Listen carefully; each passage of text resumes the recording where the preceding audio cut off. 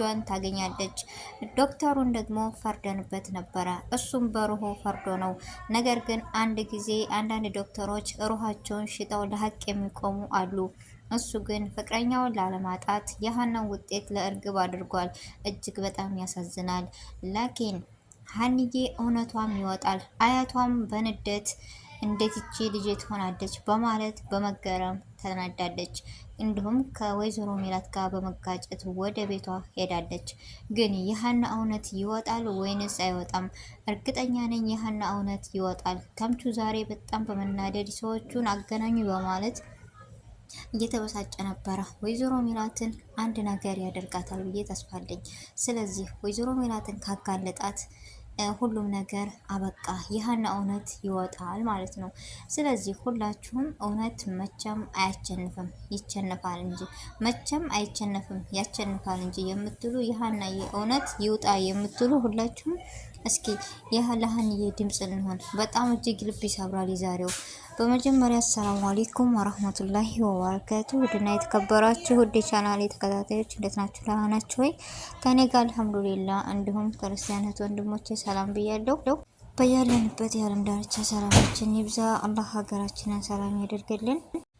እና ውድ ቤተሰቦች ለቤት አዲስ ከሆናችሁ ሰብስክራይብ ማድረጋችሁን እንዳትረሱ። ነባር ቤተሰቦች ስለምትሰጡኝ አስተያየትና ከጎን የሆናችሁ ስለምታበረታቱኝ እጅግ ከልብ አመሰግናለሁ። አስተያየታችሁ ዛሬም ነገም አይለይ ነው የምለው። እና ዛሬ በክፍል 51 የመጣንበት የሀና መጨረሻ ምንድን ነው? ተምቹ ከጎኗ ሆኖ ያግዛታል ወይስ አያግዛትም? ተምቹ ካገዛት እውነትን ከተናገረ አብሶ ለጆሮ እውነቱን ከነገረው ትንሽ ቢቀየምበትም ለእውነታው ወገን ይጋፈጣሉ፣ ከሀና ጎን ይቆማሉ ብዬ ተስፋ አለኝ። የእናንተን ሀሳብና ደግሞ የእናንተን ማንነት ግለጹልኝ። ተምቹ ለሀና ካገዛት የሀና ማንነት መከፋት፣ ሀዘን እርግጠኛ ነኝ ይቆማል። ለምን? ተምቹም ከጎኗ እንደሚቆም ተስፋ አለኝ።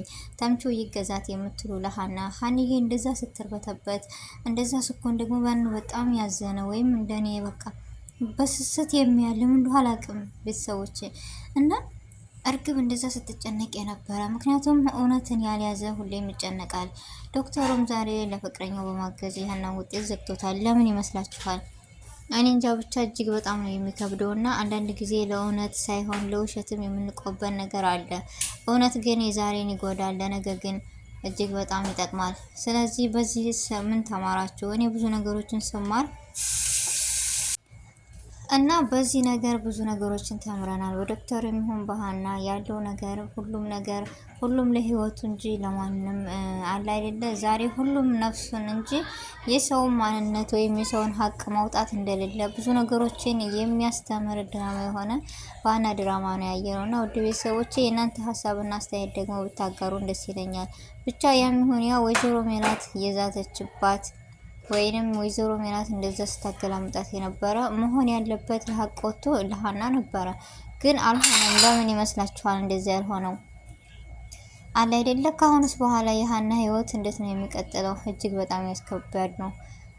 እርግብ እንደዚህ የውሸት ደስታ አለ አይደለ፣ ውሸት እውነት ሆኖ ስትደሰት፣ ሀና እውነትን ይዛ ደግሞ እንደዛ ስትከፋ እጅግ በጣም ያሳዝናል። ትልቅ ትምህርትም ሰጥቶና ያለፈው እና ውድ ቤተሰቦቼ ለሀናስ ምን ብትሏት እና ምን እንደተማራችሁ ምን እንደተመለከታችሁ እስኪ ንገሩኝ።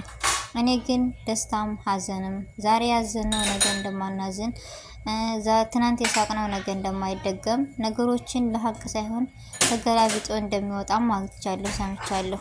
እና በጣም እጅግ ከባድና እኔ እንጃ የምለው ነው የጠፋብኝ።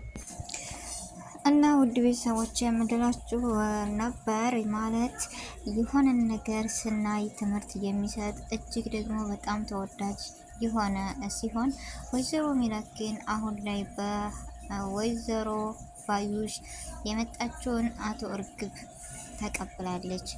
ሀና እንደዛ ስትርበተበት እንዴት እንደዚህ ሆነ ስትል ልጅና እናት የውሸቷ ልጅ ማለት ነው እየሳቁ እየተርበተበቱ ምናምን የሀና ሀዘንና የሀና መከሸፍ ሳይነዳቸው ሳይቆጫቸው እነሱ በደስታ ሲተቃቀፉ ተጋለጠች እች አስመሳይ በማለት ላኪን ሰላምዬ ዛሬም ነገም የደን ውጤት መጣ ማለት እኔ እንዳታሪቂ በማለት ሰላም ከጎኗ ሆናለች።